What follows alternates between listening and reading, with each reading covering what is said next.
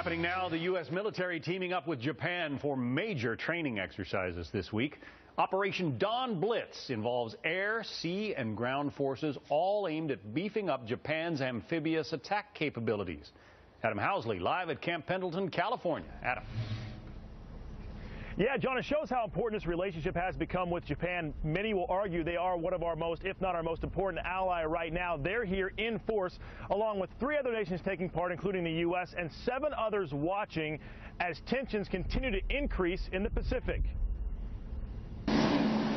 Japanese forces stormed beaches north of San Diego at Marine Corps Base Camp Pendleton for a massive 3-week joint military exercise called Dawn Blitz.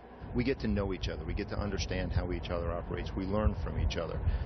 They learn some great amphibious skills from Marines, and we learn an awful lot from them. Now one of America's closest allies, there are 3 Japanese warships here and over 1,000 air, sea, and ground forces teaming up with U.S. Marines to improve Japan's amphibious attack capabilities. For us, it's very important to have a strong relationship with the United States. There is a natural role for the ground self-defense force and the maritime self-defense force and the team in an amphibious capacity. Forces from New Zealand and Canada are also here for hyper-realistic training, which includes amphibious beach assaults, air and sea ops, and live fire training. Within the South Pacific, we want to obviously have an independent capability, and that's what we're working up to, and using this experience on this exercise as part of that. The U.S. military says they're shifting focus back to amphibious training now after spending the past decade focused on land warfare in Iraq and Afghanistan. We've been ashore for a long time, doing what the nation needs us to do, but in reality, this is an opportunity for us to get back to our roots.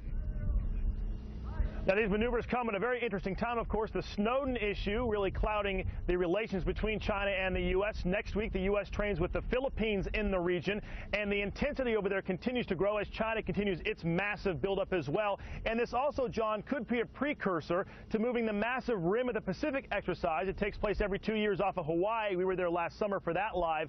That might now actually come to the western shores of the United States next year. At least it's a possibility. Of course, you have the Marine Corps base here. You have the massive naval base in San Diego and a number of other installations here on the West Coast. John? Some amazing changes since World War II ended.